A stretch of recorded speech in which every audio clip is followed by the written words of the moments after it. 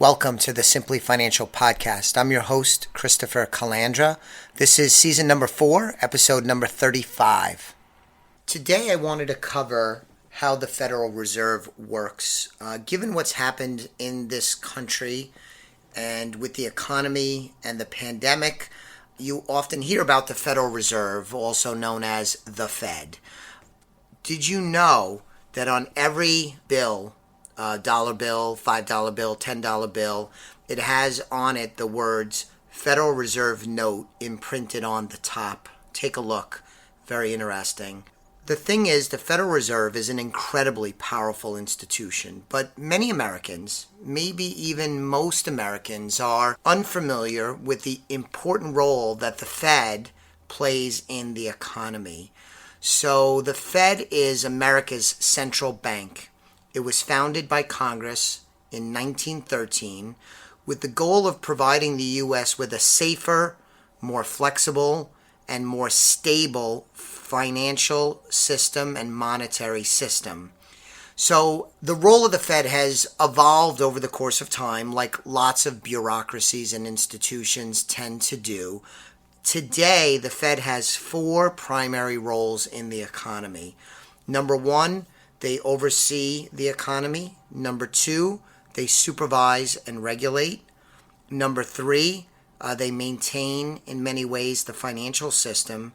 And number 4, they are the banker for banks and the U.S. government. So let's take them one by one. They oversee the economy, and that includes 3 mandates. They have to maintain maximum unemployment, or their goal, I should say, is to maintain maximum employment, maintain stable prices, which is shorthand for managing inflation. One of their key charters is not to let inflation get out of hand. We haven't seen inflation get out of hand for a very long time, but it is something that the Fed is always on the watch for. So they want to maintain maximum employment, maintain stable prices, and maintain moderate long-term interest rates. A lot of this is subjective because as of this recording, we are at or near historical low interest rates. The Federal Reserve has decreased interest rates here over the last stretch of time, especially during this emergency period caused by the pandemic and the economic fallout of that pandemic. So I'm not sure exactly what moderate long-term interest rates actually means in an environment we're almost at zero. But in overseeing the economy, there are 3 mandates: maintain maximum employment, maintain stable prices, maintain moderate long-term interest rates. The Fed does not directly control any of these. They do not control directly employment or inflation or long-term interest rates, but they do wield a tremendous amount of influence by using various tools that are at their disposal. Again, this is another area that's evolved. The Fed today, in 2020 in particular, they do things that the Federal Reserve would never have done in the past. It has evolved as the markets and the financial system have changed over time. The Fed has changed with it, but they have a whole bunch of tools at their disposal. And when there are emergencies, like the one in 2020 and like the one during the Great Recession in 2008 and 2009, they will create new tools. These tools will impact the availability and the cost. When I say cost, think interest rates, the cost of money and credit. A key example, and the classic example, is the Fed impacts short-term interest rates by reducing the Fed funds rate. Now, the Fed funds rate is the preferred rate which banks charge to lend one another. So behind the scenes, for some regulatory reasons, Bank A will lend money to Bank B so that Bank B has the right amount of reserves, and they'll charge that bank interest. So it's a preferred rate. The Fed funds rate is controlled by the Fed. And when the Fed lowers rates like they've done recently, borrowing becomes less expensive and And people may be, and I emphasize may be motivated then to borrow and or spend more because interest rates are lower. And this is one of the levers that the Federal Reserve can and often does pull in their effort to influence the economy to maintain employment, prices, and stable long-term interest rates. When they lower rates, they're attempting to stimulate economic growth. They will always be on guard, as I said before, for too much growth, because too much growth could, not automatically, but could cause inflation, and that's definitely something that they are ever watchful of. The second thing that the Fed does is supervise and regulate.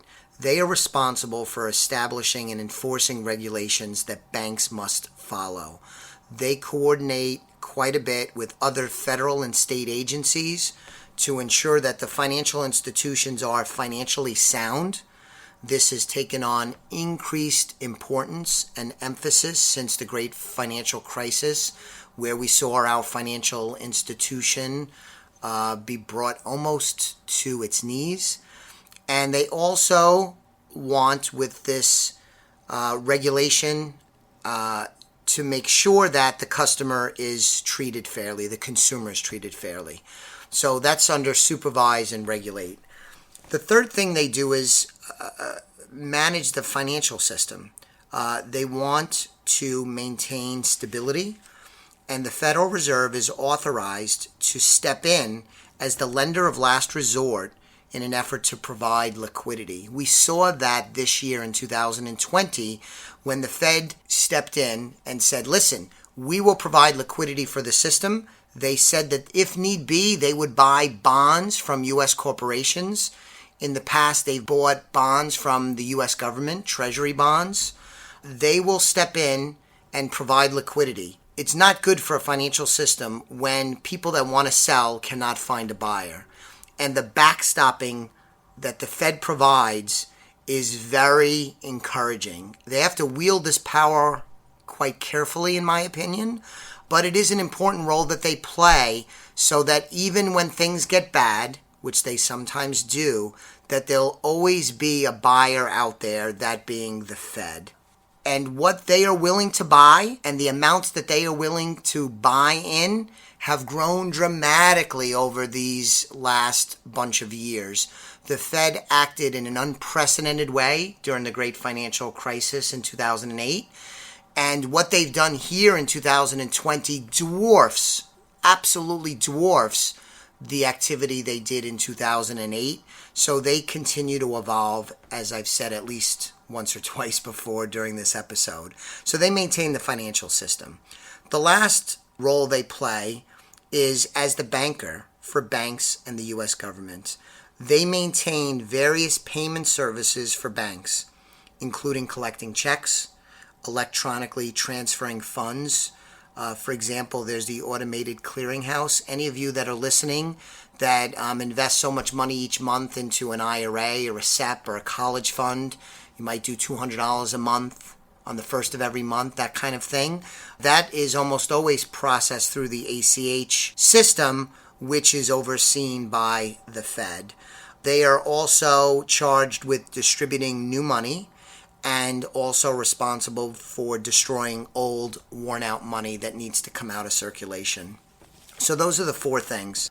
Oversee the economy, supervise and regulate, maintain stability in the financial system, and they act as the banker for banks and the U.S. government. The Federal Reserve is structured through 12 independent banks that are spread throughout the country. So you have banks in 12 different cities. They are Boston, New York, Philly, Richmond, Atlanta, Cleveland, St. Louis, Chicago, Kansas City, Dallas, San Francisco, and Minneapolis. One of the oddities of this is that the only real West Coast location for one of the 12 independent banks is in San Francisco. It seems to me a little surprising that there isn't more on the West Coast, given the importance of California and Silicon Valley, but that is the way that they are structured. As we wrap up, let me point out there is a fabulous book about the formation of the Federal Reserve.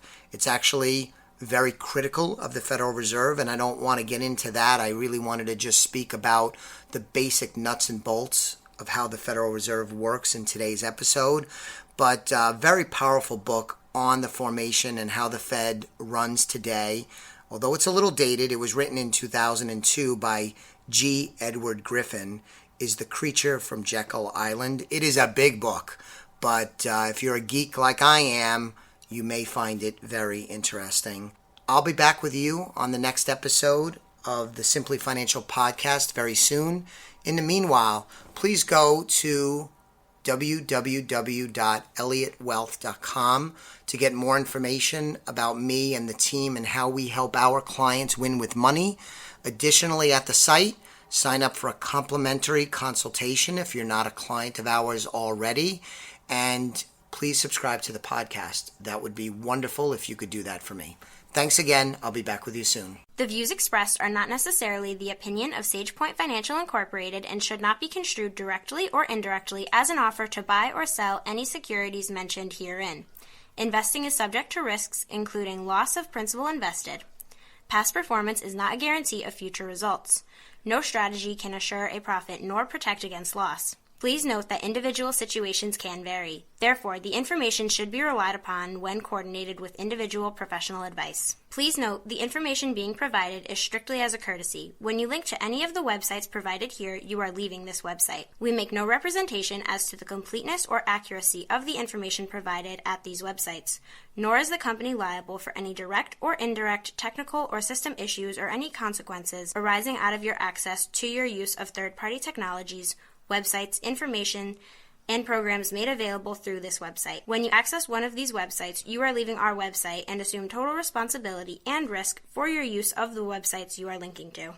Securities and advisory services are offered through SagePoint Financial Incorporated, member FINRA SIPC. Insurance services offered through Elliott Wealth Management, LLC, not affiliated with SagePoint Financial.